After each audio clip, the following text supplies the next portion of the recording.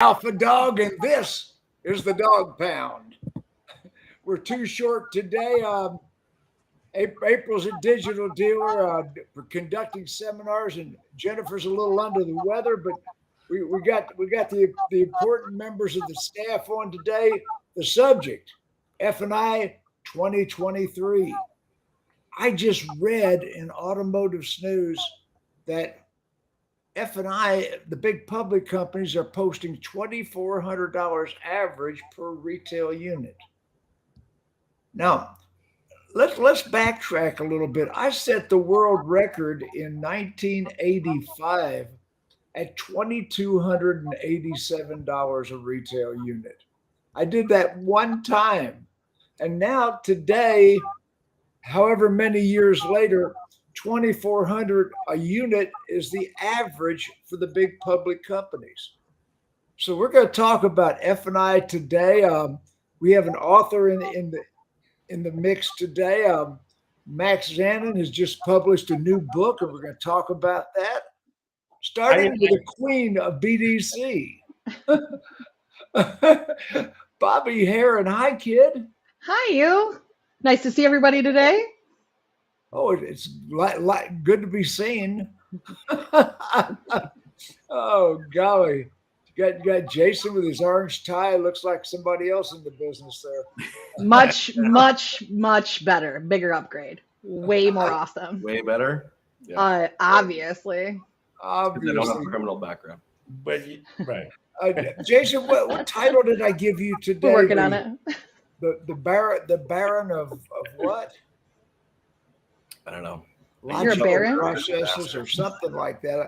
Anyway, I'm going to refine your title. The Archduke of Wokeness. The Archduke. Oh, I like it. I like the Duke it. Of what? Of wokeness. Oh, okay. Just can't help it. We're just going to start it out like that, aren't we? I don't think Jason's exactly the Duke of Wokeness. He does drive an electric vehicle, Jason. Right. I got your back. Yeah. I got your back, Jason. There, Jim. Hey, we're rebels. Bobby might be the all Duchess of red flags are Wokeness. there. Maybe, I'm proud to be an author of wokeness. oh, quit it. You know I am. And the Russians fabricated Hunter Biden's laptop too. Okay. Well, we could go there, but we're not gonna. And There's enough going on in the world. Who cares about a laptop? The king of reinsurance, the king of F&I, Max Zanan. Right. Mad Russian. Hi, guy. Hey, Jim. Listen, You got a new book out. Tell us about your book. Well, Fifth it's book. not out yet. It's being edited. It'll be out soon. This is my 5th book, and it is dedicated to F&I. Unlike previous books that were dedicated to general management, which includes F&I, this is strictly F&I. Management, products, different types of reinsurance. And the reason I wrote it is because you wouldn't believe how many car dealers out there do not understand reinsurance. They know the term, but they have no clue what it entails. They have no idea how much money they're paying, how much money they're leaving on the table.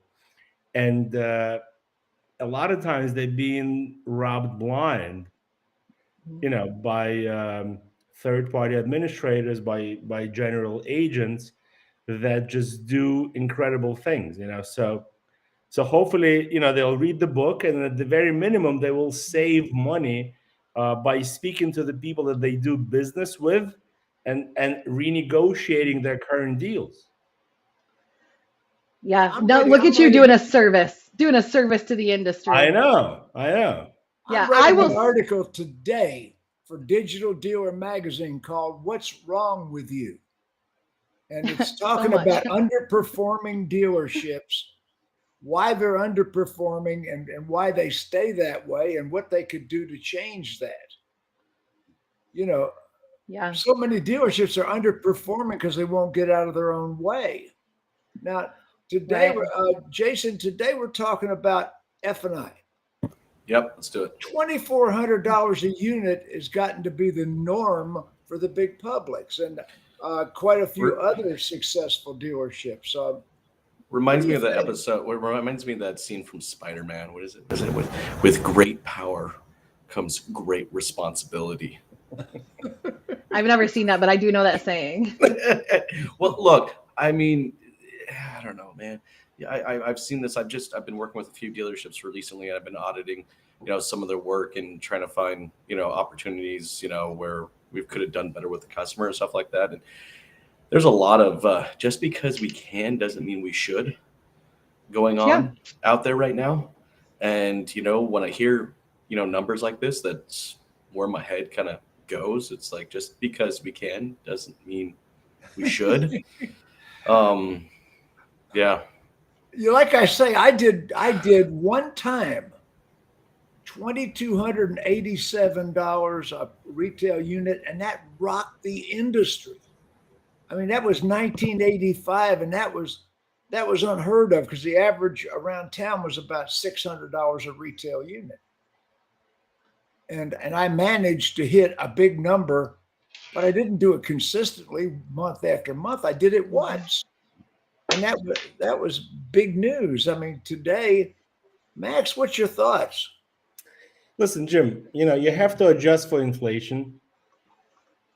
You Yeah. have to take into consideration inventory shortage that basically allowed dealers to mark up the cars, and therefore finance department could make more money in finance reserve. Forget about selling products. Oh yeah, well, I did that on $20,000 and less cars. That that Right. was at a Cadillac dealership. Right. So right now, I think the new vehicle transaction is about $50,000 on Right. average. So Right. I was probably averaging $15,000 carryback. Right. So the finance reserve is much greater. Plus, when dealers had the upper hand and they said, hey, I have the car and I'm not giving you the keys unless you sign here, here, and here. That wasn't the way I did that now, Max. But that's the way it was, but Jim, that's the way it was done the last 2.5 years. Bobbie, what's your thoughts? I mean, I think that we also have to take into account that, like, I come from a high lease penetration market, and I was a finance manager and a finance director for many, many years with Sonic Automotive. And in our market in Michigan, we were 65 plus lease penetration. And I've seen that in our market over the last 2 years, that's dropped significantly with the inventory shortages. And I hate to say it, but it makes a difference when it comes to finance penetration and to the numbers that we're putting up. I mean, you have a more restrictive amount of warranties that can be offered, or service contracts, as we should say, that can be offered. And there's a lot of differences that are happening there. I mean, I will say that just like everybody else that's on our show, I truly believe that any one of us on our show, without trying to pitch you anything, will help you. And I know Max has helped clients of mine in conversations, not to switch them to other things, but to give them the real deal and to really stand up here and say, hey, I'm a straight shooter and this is what it is. So it's interesting to me that I would really like to see what's the cancel rate on the products that have been sold, and what's the reserve penetration that's lost year over year. When we look at that number now, what does that actually look like next year at this time? Well, it depends on the value that was sold in the beginning. Exactly. Yeah, and 100%. I teach in F&I school, and by the way, I'm back in business. I'm going to do another F&I school here very soon in Atlanta market. Well, it's neat. I've already beat Miss Debbie down to. I was about to say something, but I was like, you know what? I'm going to reserve that for a table talk for later. Yeah. Miss Debbie has agreed that I can do one in Atlanta. So I'm looking at hotels right now, and I'm surveying dealers. I've got the best F&I school in the known universe. I'm the king of that realm, and anybody that wants to really boost your F&I numbers in an ethical way, be watching this space right here. I'll be advertising. Yeah, I mean, I'm a graduate, and I can confirm. I am as well. Yeah, got 2 graduates in the room, soon to be 3. Yeah, and I can say probably much like Max that I was a graduate long before we were friends. When I came into F&I and Sonic Automotive, it was one of the first management positions that I held. And I was hired very, very young in. They sent me to an etiquette school to learn how to act older than I was, to be able to close things in a different way.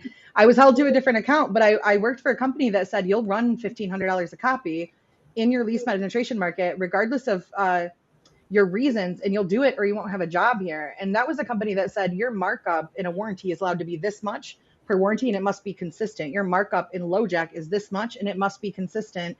And one of the things I see that a lot of people don't learn now that I hope they get through these schools, like, and I know that you teach this, I know that Max talks about it, is I can't tell you the amount of finance managers that I walk into and go, hey, I have a deal in my hand that's 125% plus, plus, plus. I got a 517 on trans, but a 680 on Experian.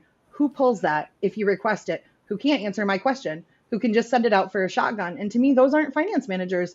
Those are people who are signing paper, and they're salespeople. Finance managers know how to read credit, and they know how to offer a product that will actually be beneficial to a customer, and not just because they believe in it, but because they know that you present 100% of the product 100% of the time on a menu, 100% of the opportunities that you're given to do so. 100% of the product, 100% of the time. You give the customer the right to refuse. And one thing. Well, that's the way it's supposed to be, right? What is that? That's the way it's supposed to be. I mean, look, I think you hear these big numbers, and to Max's points and Bobbie's points, there are probably some legitimate reasons that they are, that high. Reserves are bigger right now. I'll tell you, I don't know anybody that's not buying gap insurance. I would never buy a car without gap insurance. I'll tell you that. There's definitely no right now, way. would it? You're buying it No way. $10,000 over MSRP, sir. You need this. No way. Hey, Bobbie, you're getting accolades from the sidelines here. Look, I'm not known as an F&I trainer. How much did you pay for that comment? I don't even know who made it because it doesn't tell me, but I can tell you this. I was a finance manager very successfully for a long time. I was only successful in it because I listened, just like I still do, and I learned in the people I was around. But the reason I don't train on finance and I don't teach on finance is it because I'm not up to date and I can't.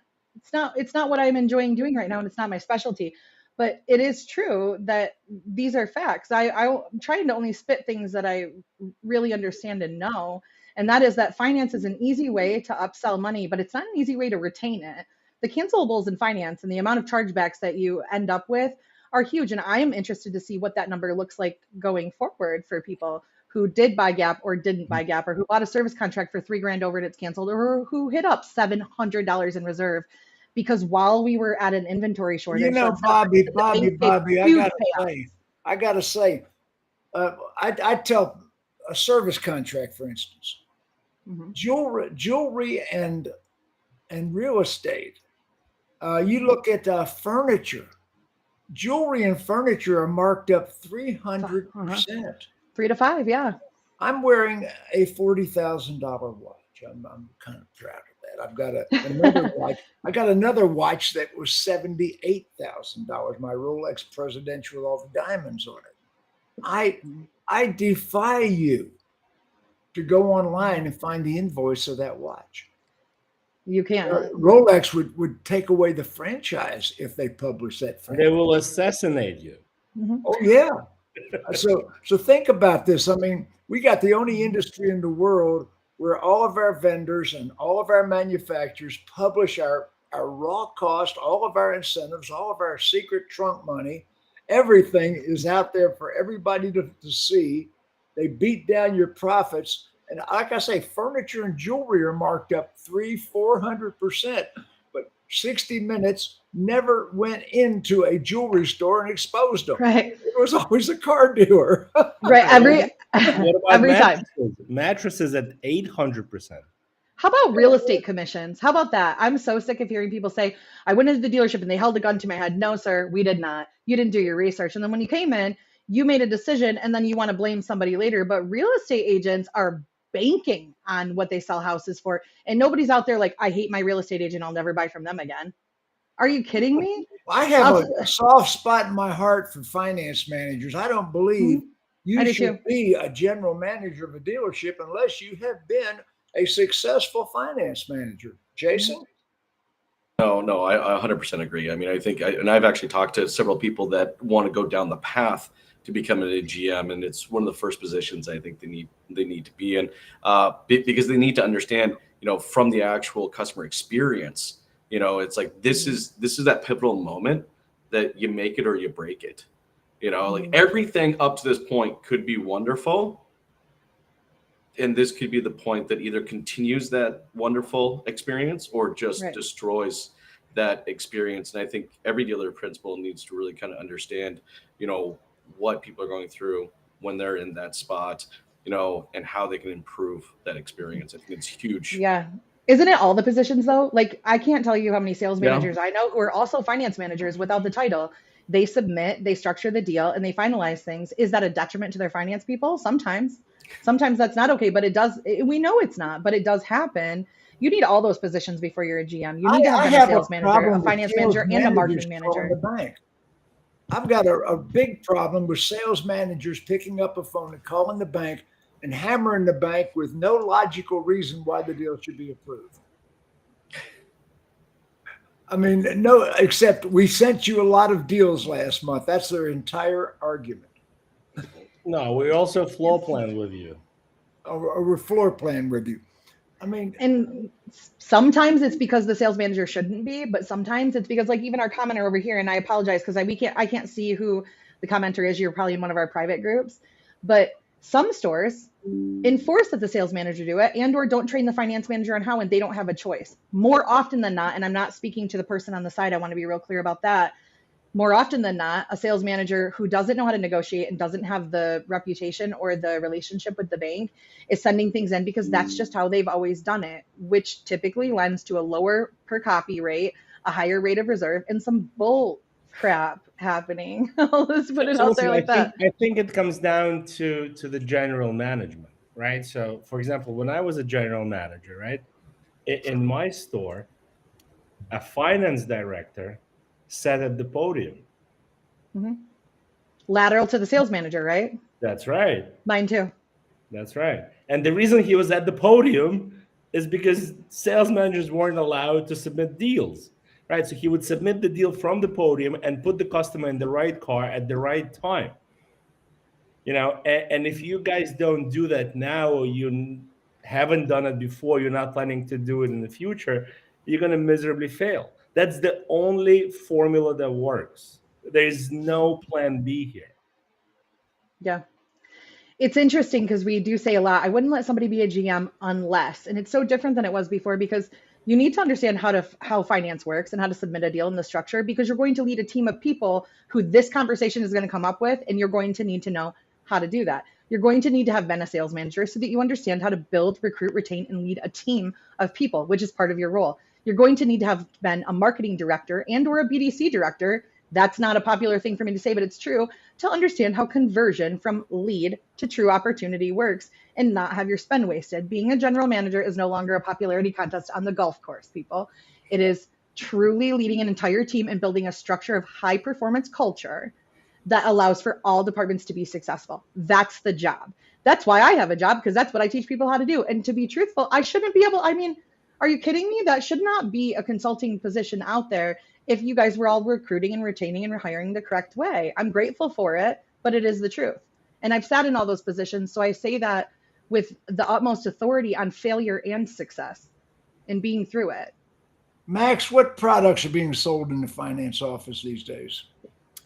So I think the products are the same, but to address Bobbie's point, there are some new products. There are, for example, catalytic converter edge, right? Because there's what?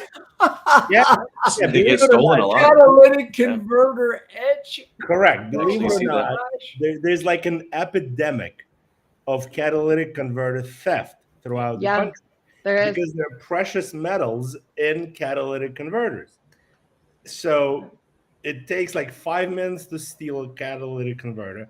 So now we have an answer. We have some kind of an etching that pays a benefit to the customer to at least be able to replace this catalytic converter. But the point that Bobbie made before is very important. That it's not the F&I. No, you're agreeing with Bobbie here. I am because it's hard not to sometimes. It's Just not the man the in my life. F&I product. It's the markup, right? So if you take a vehicle service contract and you sell it for $7,000, I guarantee you it'll be canceled. Mm-hmm. But if you sell it for $2,500, $3,000, it'll probably stick. Same goes. The most I've ever seen a service contract sold for was $32,000. Right, but it had to be. What was that covering? That's insane. Was it a Ferrari? Was it an EV? That's waiting for you to say. Was it an EV? It was a actually, battery? it was actually in Texas. It was a dealer that I was consulting, and I was a little, I didn't teach this, but it was an H1 Hummer. And General Motors was financing through GMAC, and GMAC had a policy that you could mark up a service contract 3 times its cost. So that finance manager had a strong relationship with their bank rep. I'll tell you that right now. Was over $10,000. And It sounds like GMAC is out of business for a reason, right? Yeah. Well, anyway, they financed it, and it was the biggest F&I deal I'd ever seen, and was the biggest chargeback I'd ever seen. Right. So that's exactly my point. Same goes for tired wheel, for gap, for key replacement, for paint and fabric. If you control the markup as the dealer principal or the general manager, and this needs to be in writing, right? You can either say, hey, you're allowed to mark up the product $500, $1,000, or 50%, or whatever it is. I teach that, Max. Did you learn that from me? Yes. Yes, you did. As a matter of fact, I teach that in the school. You've got to have a stated price, a one price on all your finance products. You're just asking for a lawsuit if you don't have that too. No. You just really are. Up a set amount or a set percentage. But Bobbie, it's not even a lawsuit. You're asking for a cancellation because a lazy finance manager would rather pitch one product, mark it up all the way, and then it's going to get canceled. Look at Florida.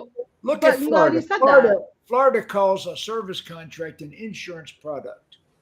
And the dealer registers it with the state, and they must sell it for the same price to every customer. They can't mark it up. They can't discount it. And they sell the hell out of them because the consumer knows they got a fair price. Nobody was given another price. There's what are the 3 elements of deceptive trade practices? Discrimination, predatory, or prejudicial. Those are the 3 things that go into a deceptive trade practice. Well, and just to kind of extend on that. And that comes under predatory. Cancellations and lawsuits go hand in hand. Look, your pay plans are typically a part of the problem.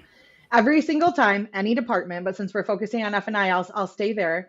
Walk into a 20 group or walk into a conversation and go, hey, what's your pay plan? Share it with me. It's not designed to motivate the specific employee. It's not designed to motivate for what you're trying to achieve in the store. And when you put somebody on a pay plan that you say you have to be over $2,000, you have to be over this percentage, you have to be this, you are asking for those types of situations. When chargebacks aren't included in pay plans, when there is not a structure there, and when there is not training, I can't even I'm not even kidding you. I have a lot of operations clients. We talk about me as BDC, but I'm going to say this just so that everybody knows I'm not just pulling this out of my, whatever.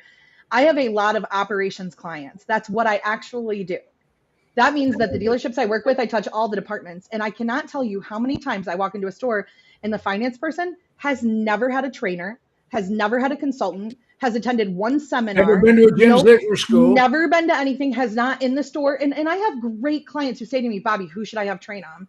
And, it's every single time like, this finance manager has been there for 5 years. They've learned only what they've been taught in this store or from ground up on something else. And it is not fair to them or to the customer. And it's why 5 years from now or 3 years from now, when that customer buys another car, they either won't know how to ask the right questions or they will believe that what they did before wasn't right. We do this to ourselves. And it's a shame. What's your thoughts? Well, I think it's even more apparent right now because of the just kind of the economics of what's going on right now. Similar to sales. There hasn't been any training. There hasn't been any coaching. Don't get me wrong. There's some amazing sales, finance managers out there, but it's been easy to be a finance manager. All right, your subvented rate is 6.5%. Your bank rate 7%. Like there ain't a whole hell of a lot of work there. It's been very transactional. I don't actually believe there's a whole lot of selling going on right now. So Jim, I think it's actually a great time for you to do your class because I think the tide is shifting. I want to bring my F&I school back. I haven't done one since 2017. and I think it's time to do another F&I school. I'm the best. Well, F&I I read a stat recently. You know, the average F&I manager at a dealership right now has 3 years of experience. Really? Well, think of what the last 3 years has been. Yeah. They The got average 3 years interesting. I of didn't know that. experience, and it's been the last 3 years. We just came back to Kansas Jason, from Oz. Jason, you can't believe every stat that you read because this stat is complete BS, right? And I can tell you from just I'll tell the employment company. just straight up from anecdotal evidence, every finance manager I work with has at least 10 years of experience. Oh, I think every dealership has one of those in Right. there. So the average But cannot be 3 the years. the new people are coming in, man. Right. A lot I of don't think new these people in the are business. coming in because finance jobs are very cushy jobs. Right. This is not like we're looking for Greenpeace to sell cars. But look, a lot of those guys though that've been in the business for 10 years, were making the $200,000-$300,000 a year. Look, they got penciled over the last couple of years. Max, I don't know. I know a lot of them got out of the business. Now, look, I'm sure there's some that are still in the business, but there's a crap ton that I know left the business. And you can easily insert someone in their 20s, all right, that can fill out a piece of paperwork and follow a process. And that has been why did they leave the business? What did they leave the business? Because they got penciled, Max. What do you mean they got penciled? The dealership said, look, this is too easy for you to make. But Jason, where did they go? Where did they go? Well, look. Real estate, according to Bobbie. No, well, probably. Look, I'm going to tell you something real quick. Here's an experience I had. I'll keep it short, okay? I mentioned to you guys on the show a couple of weeks ago that I was helping my boyfriend's daughter is special needs, and she needs a mobility van. Theirs is broken down. So they went and looked at mobility vans, thought they had this great deal, and I was like, whoa, wait a minute, let me look at this paperwork, okay? So, okay, decent deal on the car. We go into the dealership, set up an appointment so that I can talk to this chick about the warranty options. She previously worked for Art Van, comes in and is now a salesperson here, who also handles finance. Not only could she not answer even one question that I had about the warranty, not the price, not the deductible, not what it covered, but when I asked for them to find out what it was, I had to place a deposit on the van to hold it this was a Saturday, for them to get an answer for me on Monday. On Monday, she did not call back with the answer. She called back and released the deposit so she could sell the car to somebody else because she didn't know how to answer the question. And that is what people are working with right now. She knew I worked in automotive. Exactly, I gave her my information. The question she didn't answer. How much is the deductible on this warranty, and does it cover the mobility factors of the vehicle in addition to, because it was a brawn warranty for mobility? Couldn't answer the question, said she had to talk to the GM, and the GM told her, call him and release their deposit. You know why? I called the GM at the other store, hunted his ass down, and made him get on the phone call, and he couldn't answer it either. And that's disgusting. All they have to do is call the company that provides the warranty. But here's what I'm saying. Let's think about this for a minute. So in a division of people, you want to talk about predatory? In its category of special needs where you're paying $20,000 to $50,000 for mobility equipment, they couldn't answer the question because that's how easy it is for them to just lock it on a contract and get it signed. And to people who most of the time either have a lower income or have to in order to be able to sustain the insurance that they have to have on their children, it's gross. And I know it's a VSC, George, but in this case, it certainly felt like a warranty. George didn't even know what to call it. George is a service. One of the foremost F&I trainers in the country. Agreed. But this chick needed some training, and that's what she wrote it down as was a warranty. That's how limited that education was. It was disgusting. Right. I think George is missing the point here. It's not about warranty or VSC. It's about product knowledge. George might be the second best F&I trainer I know. And he's not wrong. I mean, he's not wrong. We can't call it a warranty because that's illegal and that's not what it is. But that's what this chick called it. And that's what they put on paper. Call it a warranty, Bobbie? Guys, because it's not a warranty. We can't extend a warranty from the manufacturer. You cannot call it a warranty because, and I see from the manufacturer. I go in dealerships all the time. They're calling it a warranty. The Magnuson-Moss Warranty Act, a federal law, says that a warranty, to be called a warranty, must meet two criteria. It must be provided by the manufacturer, which some of them are. Some service contracts are provided by the manufacturer. But here's the second criteria. They have to be free to every purchaser. And of course, you can be showing off. You can be showing off in front of each other with your legal knowledge. But when the regular consumer gets into the F&I office, it's an extended warranty. Stop Yeah. the BS, right? A Because consumer everybody calls it that. know what a VSC is. And if you're going to pretend that they do, you got to be delusional. I call it No, a but we parts should and be labor teaching them program. this. We should be teaching them this. We should be See, helping consumers words are understand your it. toolbox. Bobby, I'm going to get a word in here. I'm going to let you. I'm going to go ahead and allow that. Words are your toolbox. The things you say to a customer. I don't call it a vehicle service contract. I don't call it extended warranty. I call it a parts and labor program because it does cover parts and labor. It doesn't just cover service. And guess what? When I'm down in Tampa or St. Petersburg, where we have a lot of senior citizens, I call it an extended service contract. No, I call it a parts and labor program because older people would rather enroll in a program than sign a contract. Mm-hmm. Would you But we're like to supposed to stay away enroll from in our that. parts and labor program? Yes. I Words mean, I wasn't sure which I St. mean- Petersburg you were talking about. I mean, I'll be the woman on this show that says if you're in finance and you can't sell a service contract for what it's worth, you're weak. That's what I'll say. You are weak, and I'm not sorry for saying it because it's true. Well, Bobbie, you're never anyway, sorry.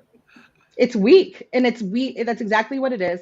And it's not real finance. It's not real F&I. It's just not. And it might be your fault, or it might be your store's fault, or it might be somebody else's fault because you don't know, but it's weak. Service contracts are not a hard product to sell because No, there's if benefit you to can't them. sell them, it's a lack of training. That's what it is. Yeah, It's there's a benefit to it, or you don't believe in it and you're not offering it every time, or you're like, this was a new car, they didn't need it. That's not true. It's less expensive in the beginning than it is in the end. And the manufacturer knows exactly how much time they should put a warranty on a vehicle for before things wear out. There's a reason for that.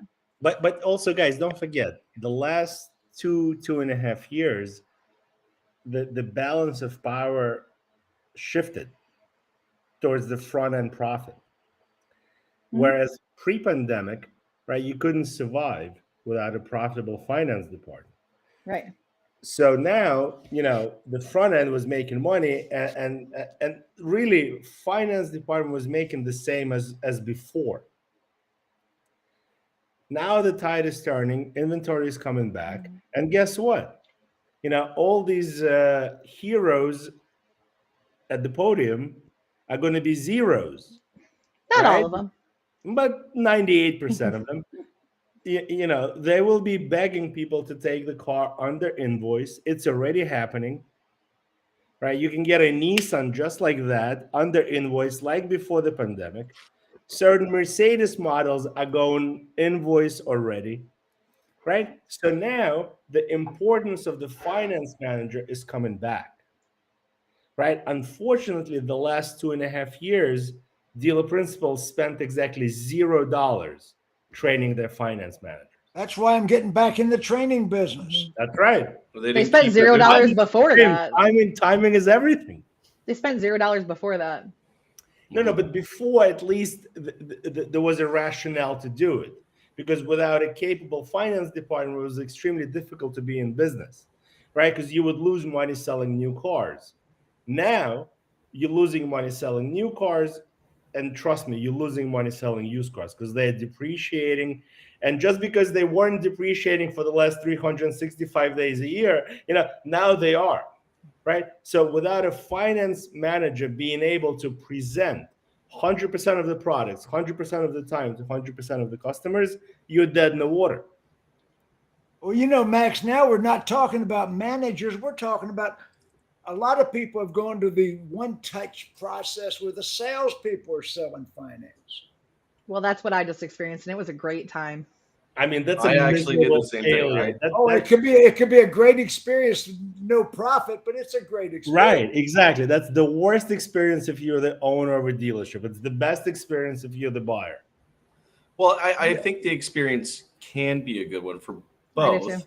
If the training and a commitment to coaching is always happening, but it's rare to find. The propaganda that goes with it is you're going to make less money, but you don't have to pay the managers. I can tell you what's going to happen. There's people out there having lawsuits, but I'm going to tell you what's going to happen to this place that did that to us. they're going to be the next example I have on a stage if they don't fix it within the next 3 weeks. Listen, I know of a luxury auto group in the state of New Jersey that does not have an F&I department. Mm-hmm. They've been in business, I think, over 40 years. They have probably over 20 rooftops, all high lines. I cannot even imagine the amount of money they leave on the table. Oh, they're leaving a tremendous amount of money on the table. But Because when the salesperson sees somebody with a 680 credit score, to them it's 480. Because it's not an automatic approval from Mercedes-Benz Financial. And picking up the phone is above the pay grade. What are they going to tell the analyst? Right? So all these 680 are getting thrown out of the showroom. And they're getting Infinities instead of a Mercedes. They're getting something else where there is a capable finance department. Or they go into another Mercedes dealership. All it takes is a phone call and say, hey, 680, guys, 680 is not that bad. No. Okay. No, but I think we're going to see more and more of that upfront finance conversation now happen.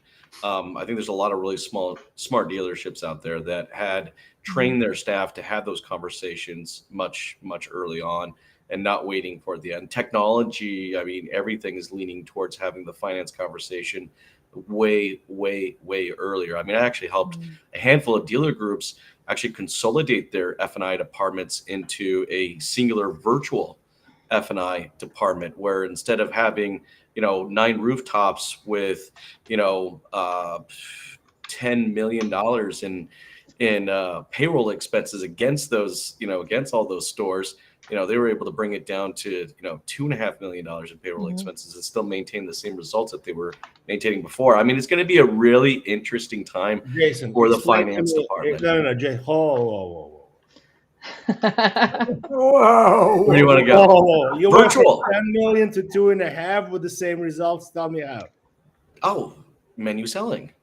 So instead of having 25 F&I managers, they went down to 6. But what about the number of turns? People maxed That's out. the thing. We $75, sold less cars over the last few years, so they've been able to handle the same amount of turns, but doing it virtually. But we didn't not sell maintaining. 4 times less cars. You went down from 25 to 6. Yeah, they sold. Well, I mean, think of the sales that they sold over the last few years. They did it with a fraction of the staff. They did it with 20% of the original staff. The car sales went down, but they didn't go down by 80%. No, that's what I'm saying. Like, they were able to achieve the same results per vehicle, all right, with 20% less staff. But 20% with a vehicle shortage. But hold on, you said they went from 25 finance managers to 6. Yes. That's not 20% less staff. That's 80% less staff. 20%. I apologize. 20% of their original staff. Max is like, Max hates this discussion, so he's going to overanalyze all this math. I'm going to call bullshit, right? Because this makes 0 sense in the real world. Why? Why does the turnover have to happen inside the dealership? Explain that to me, Max. Jason, if there are 25 finance managers, sure, before the pandemic, and you're going to reduce the staff by 20%, because the went sales down to 20% of the original size. Right, because the sales went down by 20%. We should have 20 finance managers, not 6. If you have 20% of the original size doing the workload of 25 finance managers, they're going to be burned out. They will never see their families, and they will. With 25 finance managers prior to it, they had a bunch of people sitting around twiddling their fingers until a turnover. That is not true. That is not true, because finance managers get paid commission. They're not on a. So you know finance managers that are busy a full 8-hour shift all the time. No, but I'm saying that the finance managers don't cost anything to the dealer principal because they work on commission. If I see a finance manager that gets salary, I want to vomit, right? Because finance managers are not supposed to get salary. It's commission-based business, right? All right. So they can look at the ceiling for 8 hours for all I care if I'm the owner, right? They better take 60 to 80 turns each month, right, to make a living. So I if you're believe telling me in that paying my F9 six managers finance a salary. manager did the job of 25 finance managers, two things are happening. I right? definitely do not Either want a 100% Water on the Group is commission completely clueless, right, and deserves to be bankrupt, or you have no idea Deserves what to you're be talking about. bankrupt. You have Absolutely. no Does idea. anybody wonder how what Max Alright. feels about this? How many have no idea. F&I managers? How many F&I managers out there are 100% commission? Because I don't know that many, so I'm legitimately 100% either. of finance managers that I work with, 100% commission. If I meet a dealer principal that pays a salary It's new to to the me. finance manager, that's criminal. For what? Salary It's for criminal. what? There's an they don't expectations open the of dealership. an They experience don't that I close the expect them to dealership. maintain. Come on, Jason, you gotta be kidding me. Wow. These I people definitely you would. guys I would, are. either, This I is would fun. never employ a F&I manager at 100% commission. There's no way that they're going to be in line If with you want to get a my real experience, finance goals, and manager, objectives that's when are. you get 100% commission. Jason, is your You can finance keep those finance managers. You keep And those. folks, this is what a real panel looks like when we disagree on things. Jason, That's is why your we do so helicopter well. double parked? What was that? This helicopter's double parked. Yes. I gotta go. Oh, anyway, F&I, $2,400 a unit. We're talking about gap. We're talking about service contracts, parts and labor agreements. We're talking about rate profit. Now, rate profit has been one of the biggest problems we've had, but we're limited to 2 and 3 points for most of the banks today. Yeah. So who lost audio? Bobbie. Bobbie, have you lost audio? Poor Bobbie, she's Bobbie, not say something. she's not hearing us. Oh, I can hear you guys now. Okay, very good. I lost audio. No Or problem. Jim shut my audio off, which has been No, I known to didn't. happen. No, I do shut your audio off from time to time, but not this time. So anyway, we sell what other products are we selling? Window Edge. How's Window Edge doing, Max? Listen, Window Edge is doing great if it's a preloaded product at really no charge to the customer, or at a very minimum charge to the customer, maybe no more than $199.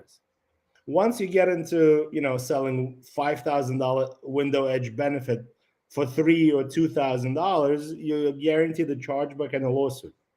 Well, see, that was the thing that first got the regulators to come down on the car dealers. It was Gunderson Chevrolet, Almonte, California, 2001 is when the federal regulators and the Department of Motor Vehicles and Channel 5 News Los Angeles descended on this AutoNation dealership, and they were not only selling Window Edge for $2,000 markup, they were selling it to non-English speaking Mexicans on an English contract.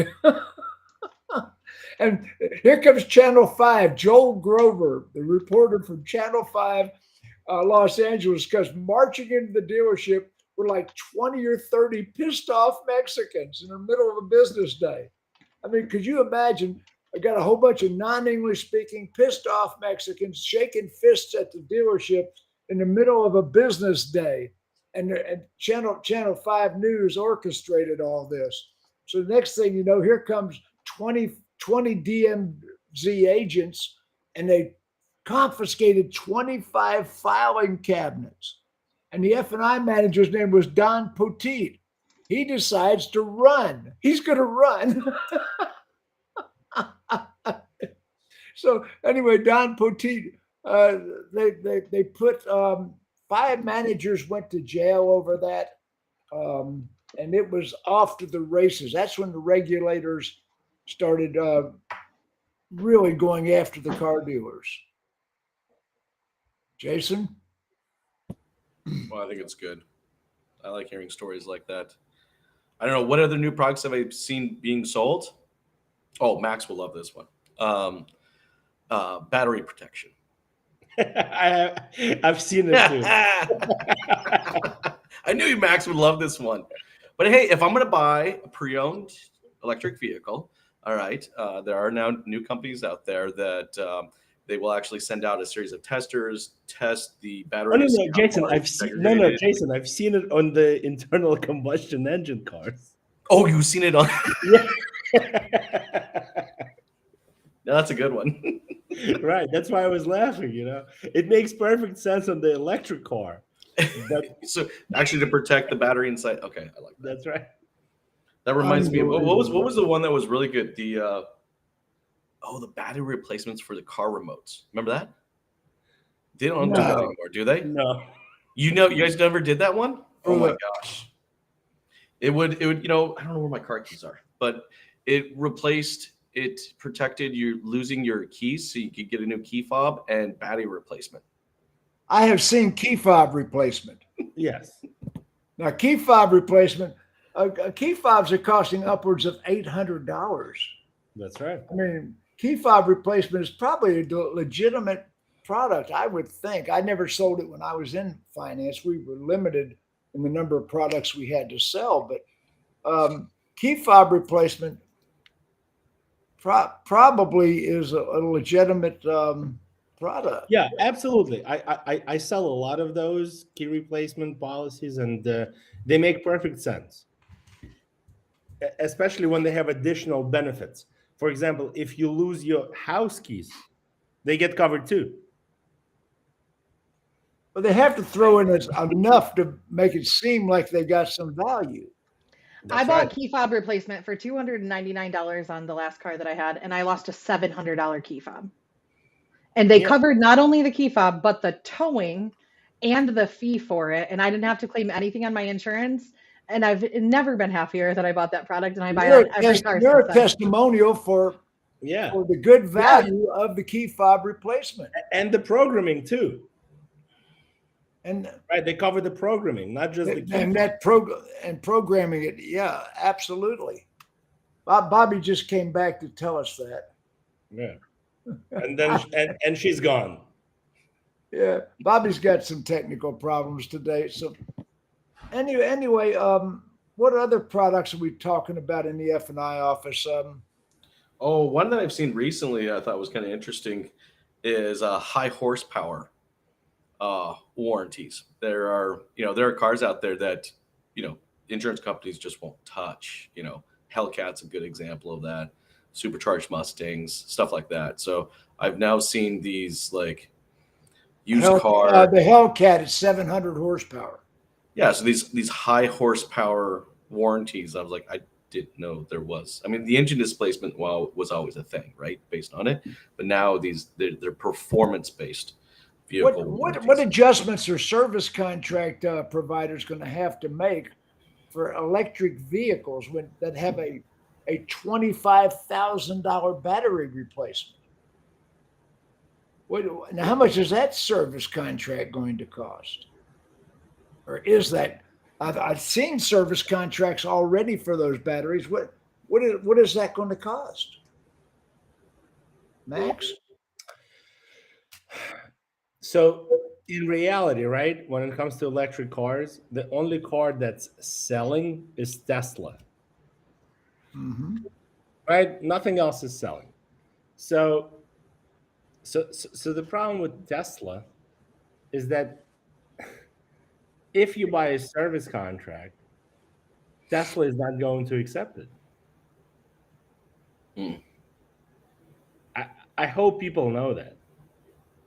Say that again. And what documentation? What reference do you have on that? I have real life reference that Tesla does not accept extended service contracts on any cars, right? And that's the end of the story, right?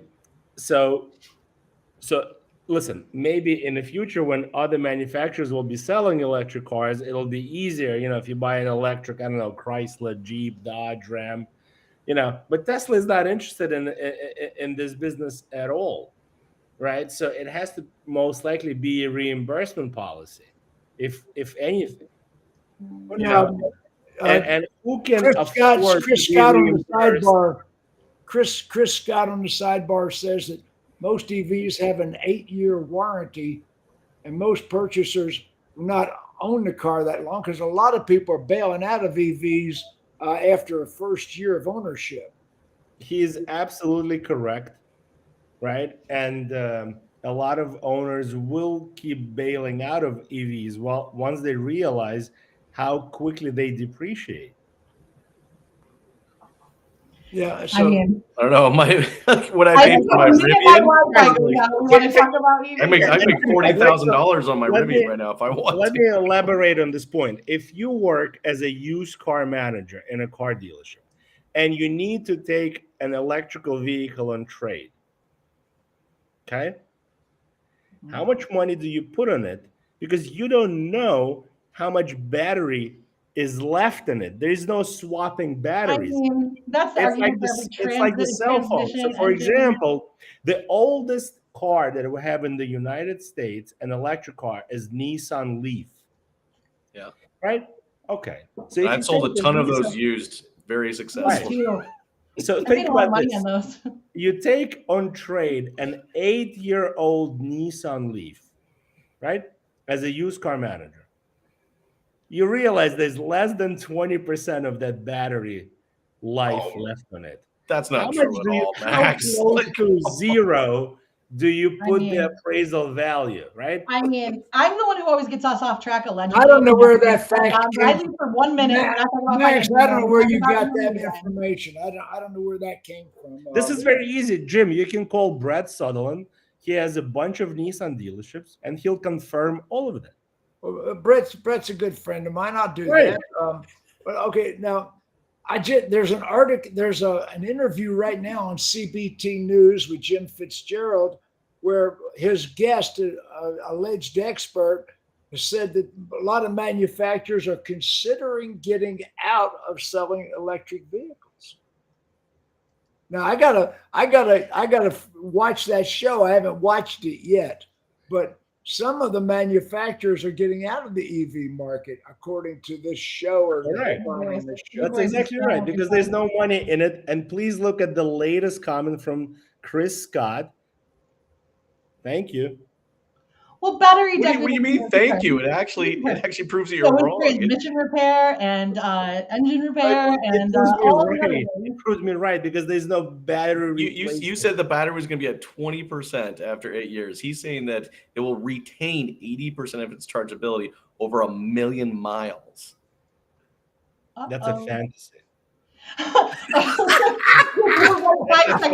Forget it. Max, I don't know where you're getting your stats from. I gotta check this out. Right. I think that I'm the one keeping us on topic. This seems like a rare issue here. I don't know where all my ladies are today, but I don't know how this job got put on me. But gentlemen, we're not talking about EVs today.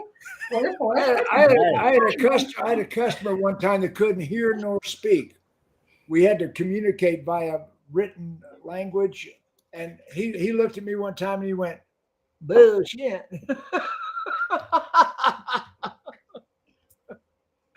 I don't know, Max.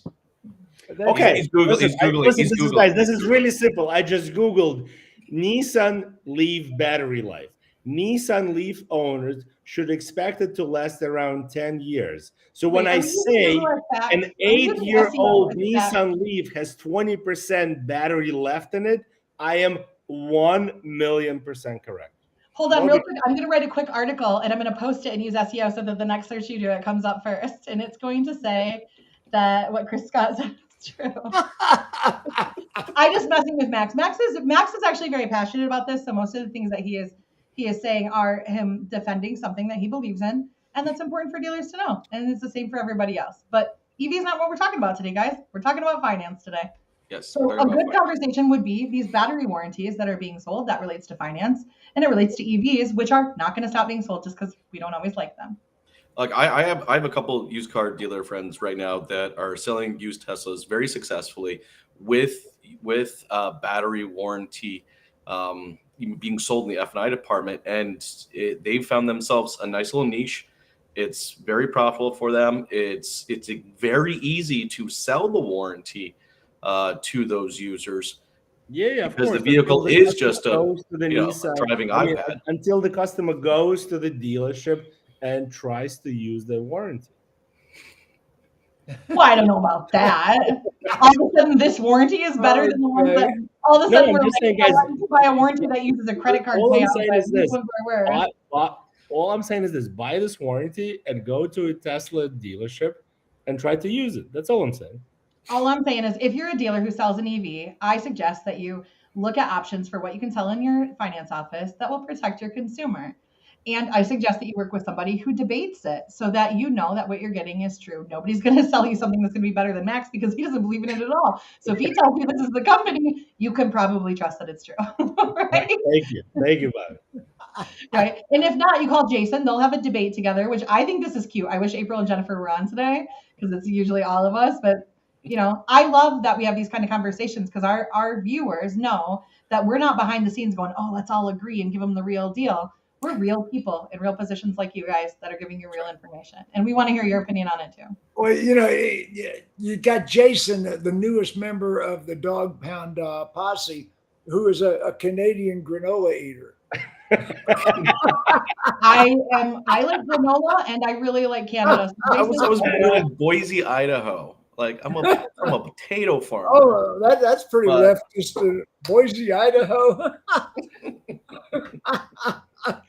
Look, I would take Jason. That's pretty close to Portland, I think Oregon, the dealer out there should give Max an EV to drive as a demo for like 3 months because if you can sway him, there will not be a stronger proponent for your product than he will be. So if you're smart, you hook him up with a demo for a couple months and you let him check it out. There you go. Well, Boise, Idaho, that's sort of like close to Portland, Oregon. It was on the news today. Portland, Oregon has just passed a law that homeless people can camp in your front yard. Yeah, I definitely wouldn't want to live in Portland right now. Not getting into this conversation. You mean it doesn't make sense?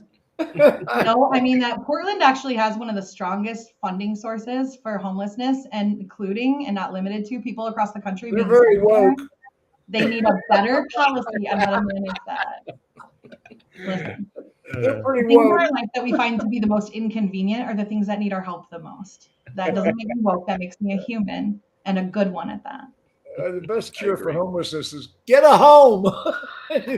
Not that easy, unfortunately. Not that easy, unfortunately. Pineapple. Moving on. Pineapple. Okay. That's a double vote. God. You guys are crossed out. Moving on. We started out talking about F&I, and we've gone all over the place. Well, I think the one thing we all agree on is that F&I training, coaching, and development is an absolute must. You should have never stopped doing it. If you did stop doing it because you were trying to save expenses and you never got back into it, you need 100% get back into it. Look, our staff's dealing with economic questions that customers never had in the last couple decades. We haven't had to deal with interest rates over 6, 7, 8%, 9% in some cases, lease rates and residuals that are just changing on a weekly basis. Training needs to happen to maintain a good customer experience. That's the bottom line. I think we can all agree, right, Max? Yeah. F&I training is making a comeback. That's for sure. F&I trainings, and Jim Ziegler's getting back in the F. If you are considering sending one of your managers to an F&I school, I've got the best school in the world. Email me, catch up with me on social media, message me, smoke signals. Get in touch with me and let me know that you have an interest in sending somebody. I'm doing some research right now to see how big my market is.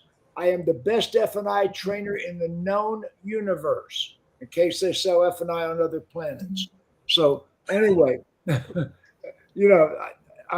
have a 75-page textbook. Everybody will receive one. I just rewrote that textbook last year. You can find it on my website. F&I am a believer in F&I. I mean, I've been teaching F&I for many, many years, and our F&I managers are sorely undertrained. Bobbie, would you agree with that? For the love of God, yes, I would. And I'll tell you what, I am a big believer in F&I. It's a position, it's my favorite position to date that I ever worked in. I firmly believe that it's important to the dealership. And I firmly believe that outside of what happens in like a BDC, it is one of the most undertrained, underutilized positions in the dealership, and mostly because it's misunderstood. So I will leave you this. I know we're running out of time, so I'm giving my 2-minute thing. I am looking for a 2019 or newer, under 40,000 mile Braun Ability mobility vehicle. And if you can find me one at under 40 grand or similar, and you can explain the warranty to me, it's a cash deal. And I will stand on every stage and say how amazing you are across this country, because every other place that has hosed us on this is about to become an example of my anger and animosity. So go ahead, spread the word and do the right thing, and let me help you help yourselves. Jason, what's your closing statement today before I let Max loose?